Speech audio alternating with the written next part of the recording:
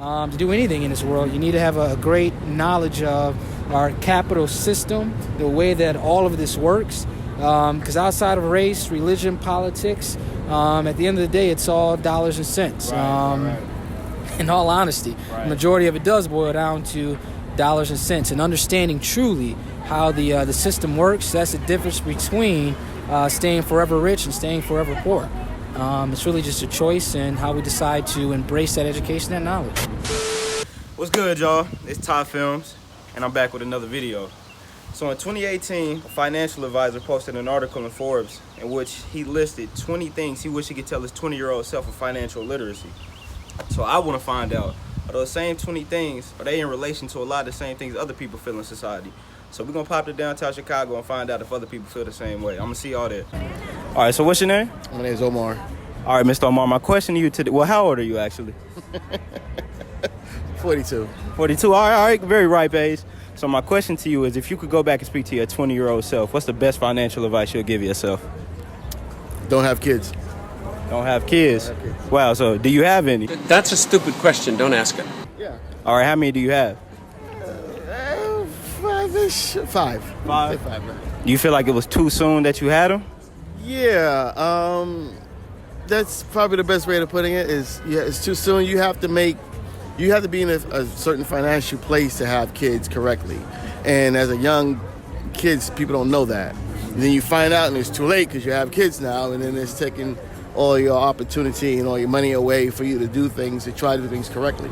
And so that's the problem. So a lot of people don't know that. I mean, I love kids. I love my kids. But it's just a matter of timing. And at 20, you're not in the right financial place to have kids. So what's the point of having them? My name's Kimba. All right. My name's Oatmeal. My question for you all is, if you could go back and speak to your 20-year-old self, what's the best financial advice you could give? I would say stay home. No, I would say to save a specific amount of money that doesn't seem too painful out of each paycheck or each amount of money that comes into you. So maybe it's $25 or $50, and every time money comes into your hands, you take that amount out and put it in savings. And over time, it'll add up. Find out what credit is all about. Yes, Learn sir. about what credit Right. does, what it shouldn't do, Right. what you should do with your credit too. Right. Especially like in just the public school system we're raised in, where it's just naturally we're going to learn a lot of things that we don't really need, but we're not taught the value of credit or maybe investing into these certain companies or, real estate and things that really build wealth for us. And what happens in college is that it's probably the first time that you start getting offered Right. credit card offers, and you're getting all this like, oh, credit card. Right. This is what grown-ups do. And you don't understand how paying back a credit card works and what the consequences of poor credit behavior can be for your long-term financial health. So Absolutely. learn about credit. So what's your name, sir? Mark. All right, my question for you today is, if you could go back and speak to your 20-year-old self, what's the best financial advice you'll give? Definitely plan ahead. Always look for your future. Every day, don't, you even though people tell you to live today like it's today, but really you believe that tomorrow's coming, Right. because you want to be ready for tomorrow. Yes, and that's the main thing. Living for today is good, but what happens when tomorrow comes? So financial advice would be, basically,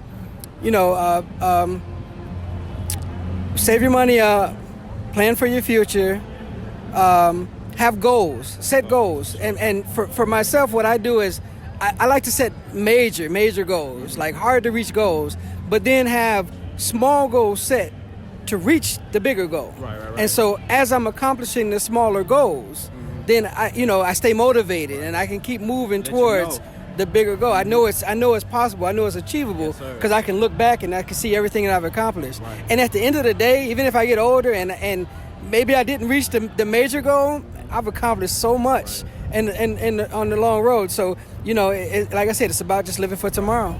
And I respect what you said so much because there's so many victories in the small things. And I think not even financially, just every day in society. I think people overlook that. They feel like they may not be making progression just in life or in anywhere. But if you look at the minor details, you really are going a lot of places. Yeah, but you have to focus on them though. You have to look at them though. You have to focus on them. If you don't focus on them, then you can easily sit back and say I got nothing accomplished. Yes, and not even pay attention to all the lives you've touched along the way and everybody you helped and everybody you've even influenced along the way. Just by seeing you work towards your goal, it'll influence others. Right. So yeah, my 20-year-old self, I would definitely say. But one major thing that I learned too that life has taught me is that education is key. Mm-hmm. Education is so key, especially when you're young. You're young and your mind is flowing, and the first thing you think is, well, I'm smart already, or I'm good at something already, so I should be able to get hired. But man, I'm telling you that paperwork behind you, it makes such a difference. It seems maybe cliche, or it seems some people even think it's a scam. School and everything else. But man, I'm telling you, it is it builds your foundation.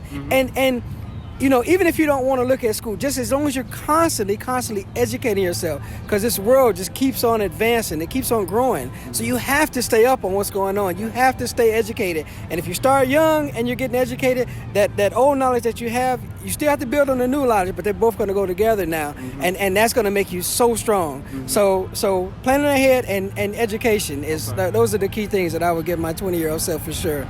So nowadays, with a lot of maybe social media and the internet influence, how big of an impact do you think that is on education? With maybe people per se saying college might not be the best thing when I have YouTube University out here. Maybe I don't need to go to a university when I can stay at home, watch all these videos all day, read all these books, to where I don't need to be lectured by in a classroom where I can just cheat, still pass, and get the degrees. How do you feel about that perspective? Well, you need paperwork behind you. You need somebody that can verify that you can do this. I mean, if you can look at enough hours of video and you don't need anybody to consult with, and you can learn everything you learn, including terminology and everything else, you can do that if you put the hours in and invest the hours in. You still don't have the paperwork behind you, but you may be able to fake it until you make it. But if you go ahead and get your paperwork, now you got the education and your degree behind you, so there's no denying you now. And to build on that, I feel like you could take things from both aspects. You can go to the school while also, using the YouTube and whatever not to build on it. So yeah. Have your degree with you. Get that education and have your degree. Education is key, and that paperwork is important as well. It helps. It helps a lot. You can get by. You can get by with just the education. You can. But it's that paperwork behind you, though. It gives you a foot in the door before you even step up. They're going to look at your paperwork first. Then they're going to talk to you. Right. And then when they talk to you and you know what you're talking about, man, you're in there then. There's no denying you. Top dollar. Right. Okay. And one last thing I want to say, just to go back when we were talking about the small victories, I want to just let you know that even you doing this interview, that's a small victory in itself. When you go home today and really lay down, you can know that the knowledge that you're putting into this video is going to impact a lot of young people that may be looking for something. They need that guidance, the youth really need it. So I appreciate you, sir, for your time, and I thank you. No problem. What's your name? Nadej. All right, Miss Nadej. My question for you today is, if you could go back and speak to your 20-year-old self, what's the best piece of financial advice you would give? Ownership. With ownership, one of my biggest advice would be, instead of living for your friends, live for yourself and your family. Consider your future, but ownership is key. The money that you put into renting properties, that's putting money in somebody else's pocket when it can go into your own. If you are getting ready to go to college, stay home. Stay with your parents. Save up that money. Most parents will allow you to stay home, go to school, and rack up your money. And then when you're ready, you leave on your own. But instead of going to rent, you're owning your own property. There's lots of properties out here throughout the United States where you can invest and not have to spend that much money for just you. You can get a cute condo, townhouse, but it's yours. You're investing in yourself. That condo can be traded down later on throughout the years for your children. So ownership is definitely something I would consider. Instead of buying Fendi, Gucci, Prada, spending money on concerts that you can barely pay rent with. Save that money and think about yourself. If I had did that, I would have been a lot further in my life than I am now. But my parents, they were immigrants when they came here, and they didn't know much about education. The American dream to them was just coming to America and, working for somebody else. But my American dream is a lot different. being 39 years old and having a son, my dream is to actually own. I want ownership. I want to own my own spas and studios and homes and things like that. I want to pass that on to my child. Before, if I pass, at least he has something to hold on to that belongs to me. So ownership. Right. And I had to learn that lesson as well, especially like just being young with my first job, just getting it. And the first thing I want to do is like just go and splurge and just on Jordans. But then through like maturity and growth, I realized that when it's time for me to have children, I can pass them down Jordans, but it means nothing. I can pass them down video games, but it means nothing. But the one thing I can pass them down that means something is ownership. Having, stocks and, having money in trades and whatnot, and having real estate and a business. So when I go, they're good, and that just keeps on building. It's not money that's just stagnant or can go away. It just keeps growing. Another thing I wanted to say, so I heard you spoke on entrepreneurship. If you want to just build on your brand and actually what you do. Well, I own my own spa salon. I've had many different businesses in the last 15 years. Some failed and others have done great. And I'm really into real estate at the moment. I own my own home. I have, want to own my own suites. I rent out to a lot of people in the small business industry. My ultimate goal is to actually own a lot of commercial properties. I'm really big on that. And then to, offer homes for, anybody who wants to buy their own home, rent to own. I want to help create situations. Yeah. See, this right here is a lot of motivation for me for the fact that a lot of people don't know in America, blacks in America, we gross over $3 trillion. We'll be the ninth richest country in the world if we were a country within ourselves. Yet we only spend $3 million with black-owned businesses. So for that fact, that's 3%. 3% of our money, our buying power, is going to people that don't even look like us. So this is very motivational and just important to know that you can own, you can do for yourself. You don't have to rely on somebody for a job and to supply you with whatever you need. So I appreciate you. Yeah, thank you.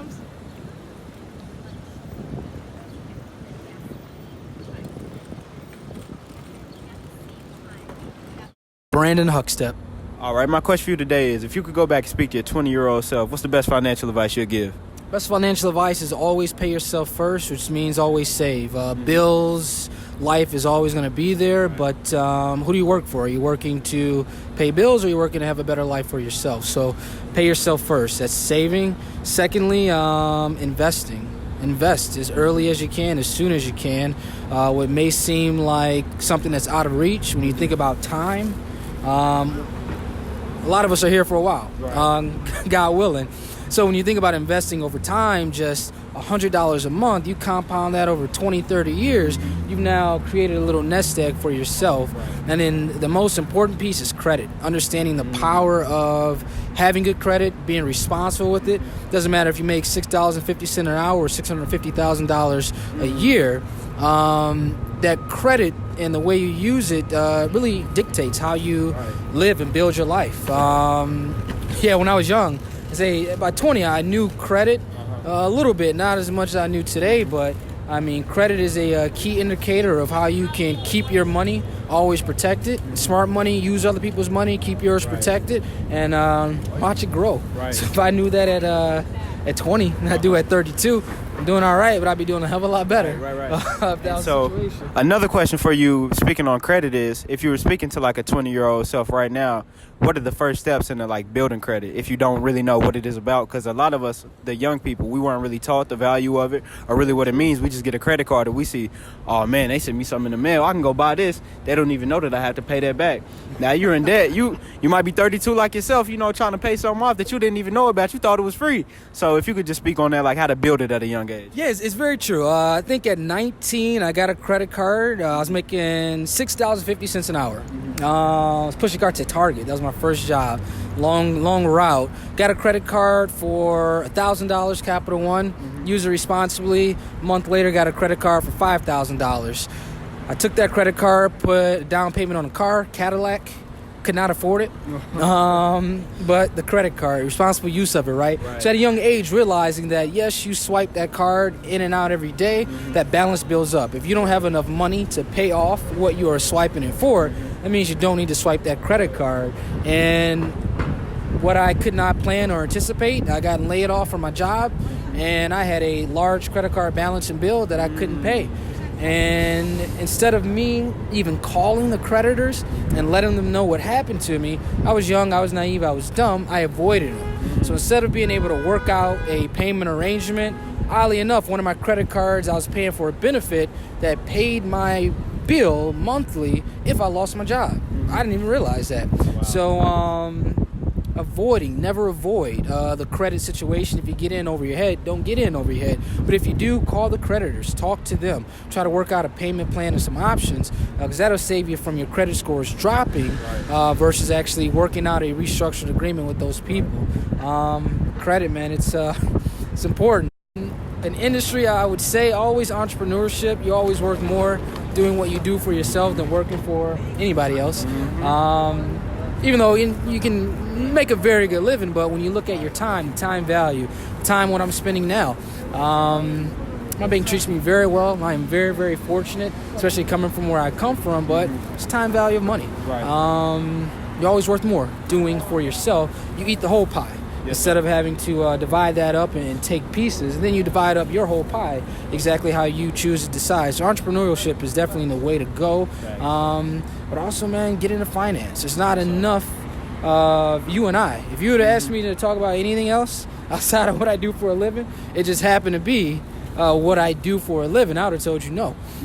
Solely because I'm busy, I'm moving around and doing shit. But finance, there's not enough of us.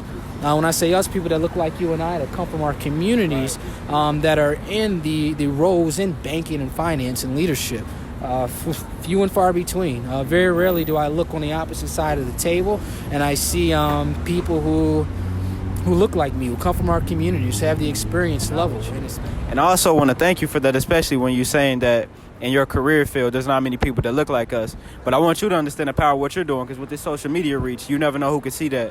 What eyes and what mind that can touch to make them say, wow, he's making me want to go into this career field now. I want to maybe be like him, you know? That can't happen. It can be a young person right now seeing this. I want to be like him. And look, now you're starting a whole new wave, a whole new generation of just leaders that want to go into finance, you know, and understanding the importance of economics and realizing how powerful money really is, because that is our spending power at the end of the day. That is our power. And we are the number one consumers, which you think of poverty and you think of us from a cultural standpoint and what's placed on us. We are the number one consumer base. So meaning we have that discretionary income.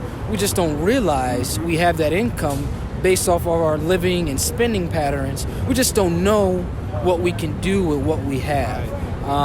Again, our generation, our parents, far too many of them worked very, very hard, and they missed the principle of pay yourself, right? So you go to retire now, and can you really retire? No, you can't. You don't make enough money. That's why you still see a lot of people who are 50, 60 years old still working. The lady behind CVS, God bless her soul, I mean, she's 60-something years old. She's working behind that counter. You think if she saved and she planned, and you think she would want to work behind that counter? Hell no. That's when you need to enjoy your life. You didn't work 30, 40 years. It's time for, you can't work for somebody else forever. You can, but that's what keeps you enslaved to the system. So yeah, any knowledge. Glad to share. Thank you for having me. Oh, I appreciate you, brother. Thank you. No worries. My pleasure, man. And that is it on another video. So I thank y'all so much for watching. If you really feel like you learned something, drop a comment down below. Let me know what you learned. You know, we can discuss that. Like the video as well. Go ahead, subscribe to the channel.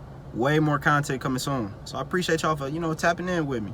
So we covered credit, we covered ownership, maybe not having children at such an early age, going into business for yourself. Another thing I want to add too, just being patient with anything. That's not even financially, but just everyday life. For real, if you want something to grow, it's gonna be slow. But if you want it quick, just know the result's gonna be pure bullshit. So remember that. Take everything easy. Be slow with it. Let it marinate like neck bone juice.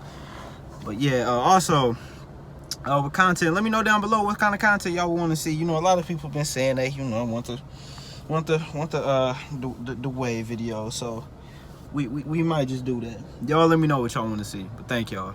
Peace. Y'all have a blessed one.